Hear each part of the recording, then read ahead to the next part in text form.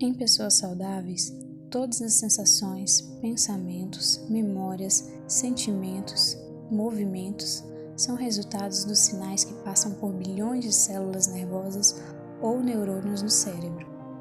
Os neurônios constantemente se comunicam um com o outro através de sinais de descargas elétricas que viajam através dos axônios, provocando a liberação química através de pequenas frestas para os neurônios vizinhos. Outras células no cérebro, como os astrócitos e micróglias, limpam os resíduos e mantêm os neurônios saudáveis. Com o passar dos anos, algumas alterações podem ser observadas no cérebro como consequência do envelhecimento normal. Algumas alterações, como o declínio em relação à memória de trabalho, ou seja, nos processos que permitem armazenar informações temporárias e realizar tarefas como ler, aprender e raciocinar. Declínio na memória de longo prazo, na capacidade visoespacial, fluência verbal, declínio leve na compreensão. Em geral, também acontecem algumas alterações na estrutura do cérebro. O cérebro, naturalmente, tem um volume menor à medida que envelhecemos. O peso também diminui devido à perda de neurônios e ocorre o aumento dos ventrículos, os espaços dentro do encéfalo. O envelhecimento normal se caracteriza por alterações fisiológicas não apenas no cérebro, mas também no corpo como um todo. Mas essas alterações não comprometem de maneira significativa as faculdades mentais do idoso. Um excesso dessas alterações torna-se um processo patológico, causando adoecimento. Uma das possíveis patologias é a doença de Alzheimer. Na pessoa com a doença de Alzheimer, a forma mais comum de demência, mudanças de toxinas no cérebro destroem esse equilíbrio saudável. Essas mudanças podem ocorrer em anos ou décadas antes dos primeiros sinais da demência. Segundo o Ministério da Saúde, existem 4 estágios da doença de Alzheimer. No estágio 1, a forma inicial é caracterizada pelas alterações na memória, na personalidade, nas habilidades visuais e espaciais. No estágio 2, aparecem dificuldades para falar, realizar tarefas simples e coordenar movimentos. Aumenta a agitação e algumas pessoas podem apresentar dificuldades para dormir, como a insônia. No estágio 3, pode haver resistência à execução de tarefas diárias, incontinência urinária e fecal, dificuldades para comer e deficiência motora que aumenta progressivamente.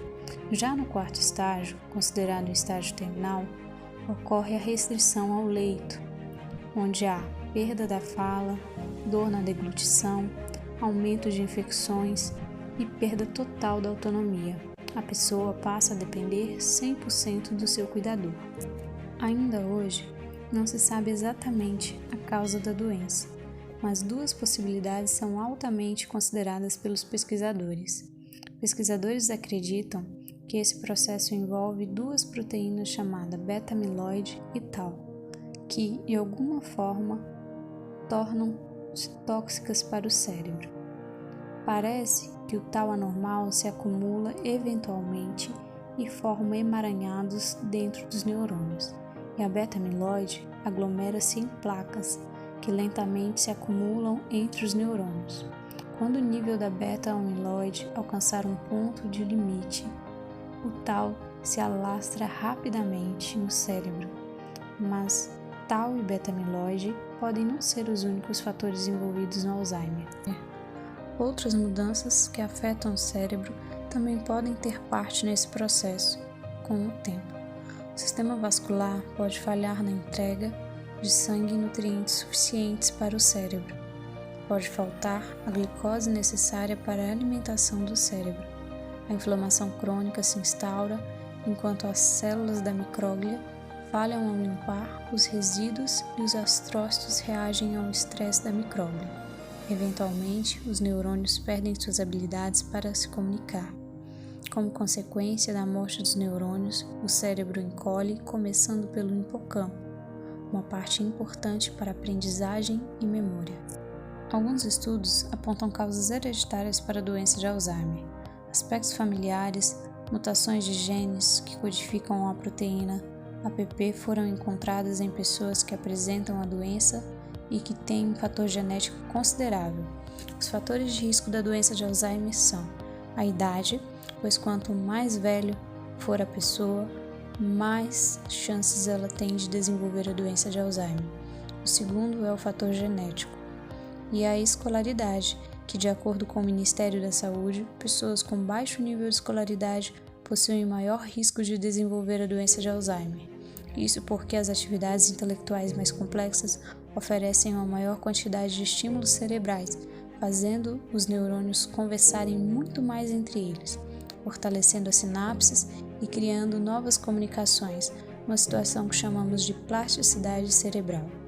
O diagnóstico da doença de Alzheimer é feito por meio de necrópsia, onde é possível identificar as placas de beta-amiloide e os emaranhados neurofibrilares. Em vida, é possível diagnosticar através da ressonância magnética, que permite verificar a diminuição da espessura do córtex ou o aumento dos ventrículos e alterações no hipocampo. Alcançando o entendimento mais profundo dos mecanismos molecular e celular e como eles podem interagir, é vital para o desenvolvimento de terapias efetivas. Muito progresso tem sido feito em identificar vários fatores que não estão claros. Avanços nas imagens cerebrais permitem que vejamos cursos das placas e emaranhados no cérebro vivo.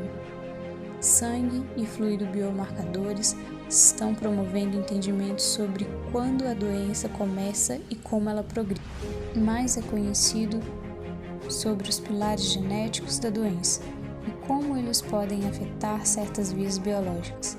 Esses avanços permitem o desenvolvimento e testes de terapias promissoras, incluindo drogas que reduzem ou eliminam as proteínas tau e amiloide no cérebro, terapias que focam o sistema vascular, metabolismo da glucose e inflamação, e intervenções no estilo de vida, como exercício, dietas e comportamentos como engajamento social, que podem aumentar a saúde cerebral.